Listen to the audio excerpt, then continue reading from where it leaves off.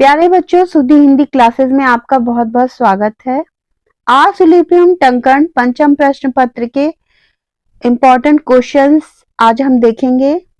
इसमें पहला प्रश्न है, टाइपिंग की गति को कैसे बढ़ाया जा सकता है। इसका उत्तर है, निम्नलिखित उपाय करके टाइपिंग की गति को बढ़ाया जा सकता है।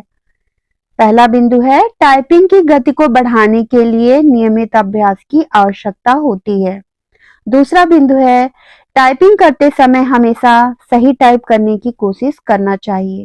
तीसरा बिंदु है, इसमें कठिन शब्दों को बार बार लिखने से वह आसान हो जाता है और उसी गति में टाइप किया जा सकता है।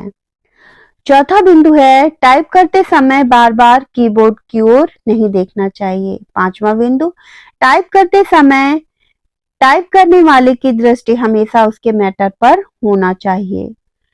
दूसरा प्रश्न है, कार्बन पेपर कितने प्रकार का होता है।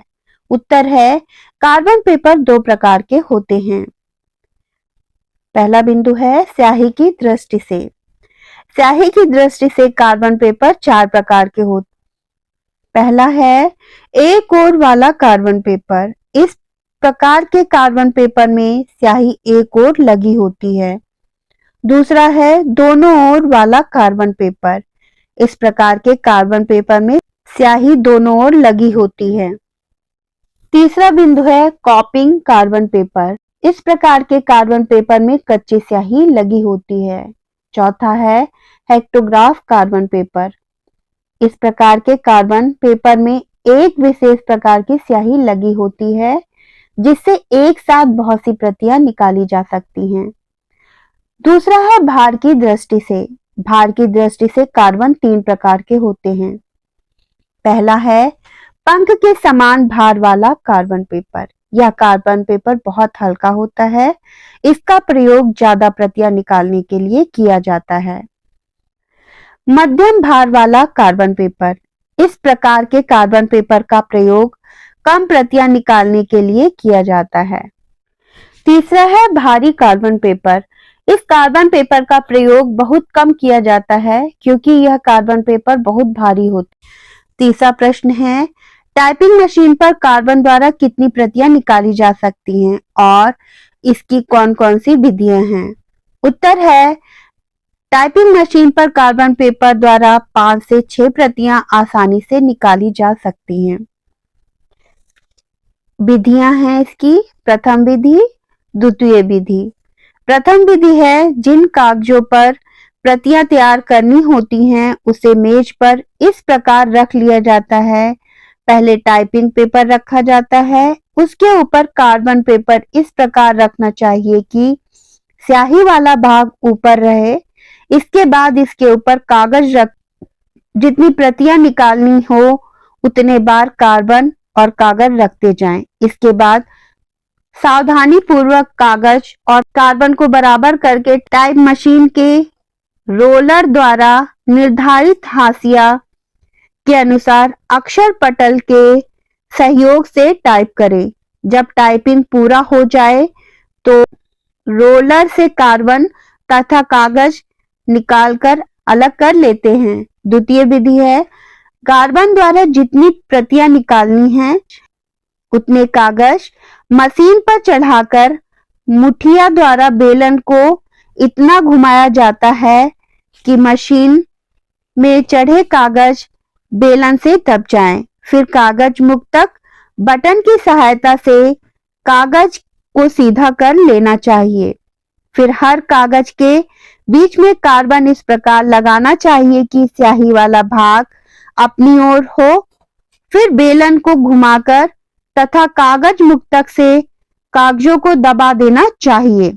टाइप करने के बाद कागज मुक्तक से कागजों को ढीला कर लेना चाहिए। मशीन से कागज निकाल लेना चाहिए। फिर कागज को कार्बन से अलग कर लेना चाहिए। चौथा प्रश्न है, कार्बन प्रतियां निकालते कौन कौन सी सावधानी बरतनी चाहिए। उत्तर है, कार्बन प्रतियां निकालते समय निम्न सावधानी बरतनी चाहिए। पहला है, टाइप करने से पहले सभी की को साफ कर लेना चाहिए। दूसरा, बेलन को साफ तथा मुलायम कपड़े से अच्छी तरह साफ कर लेना चाहिए। तीसरा है टाइपिंग करते समय सभी की को एक समान दबाना चाहिए। पांचवा है टाइपराइटर के 5 भागों के नाम लिखो। उत्तर है टाइपराइटर के 5 भाग निम्न हैं। पहला बेलन, दूसरा स्थानांतरण छड़, तीसरा बैक स्पेस की, चौथा तालिका मुक्तक और पांचवा है कागज मुक्तक।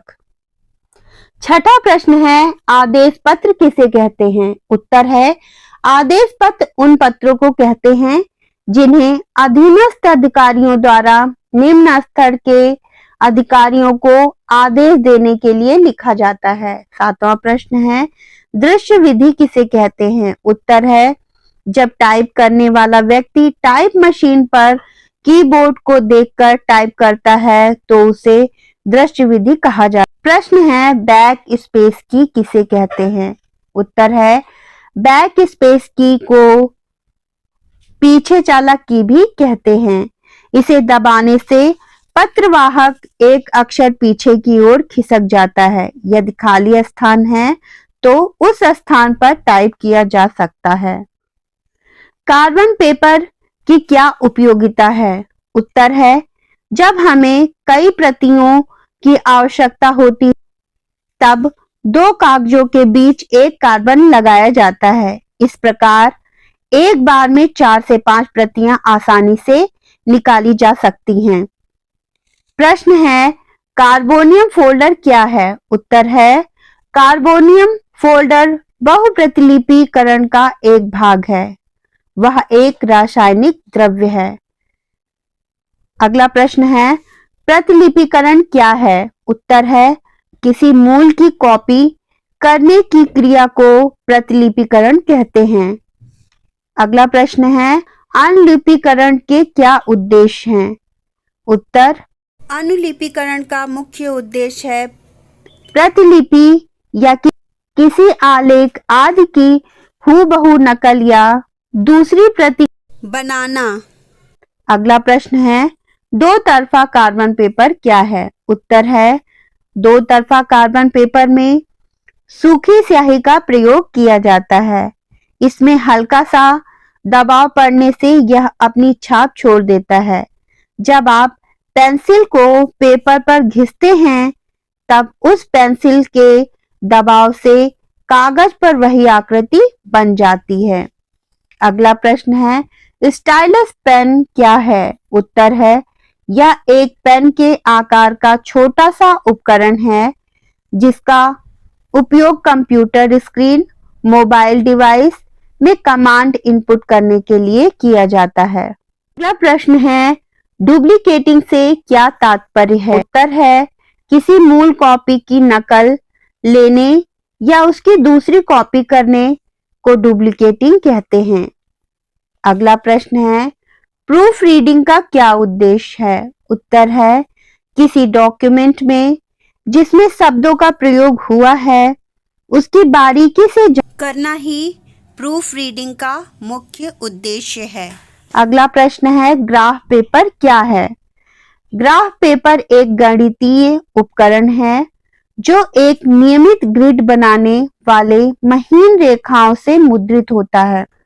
अगला प्रश्न है गस्ती पत्र क्या है, जिसमें कोई सरकारी सूचना या आदेश दिया जाता है तथा कई व्यक्तियों या कई कार्यालयों को सूचना एक साथ भेजी जाती है, उसे गस्ती पत्र कहते हैं। यह उत्तर है। प्रश्न है स्मृति पत्र क्या है। इसका उत्तर है जब पूर्व में किसी व्यक्ति अधिकारी को भेजे गए पत्र अर्ध सरकारी पत्र का जवाब न आने पर या उस पर अपेक्षित कार्रवाई न होने पर जो पत्र लिखा जाता है उसे स्मृति पत्र कहते हैं।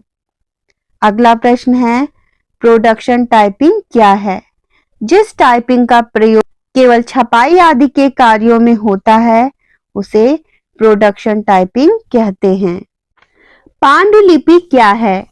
पांडुलिपि उस दस्तावेज को कहा जाता है जो एक या अनेक व्यक्तियों द्वारा हाथ से लिखा जाता है?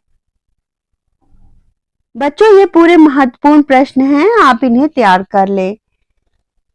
धन्यवाद।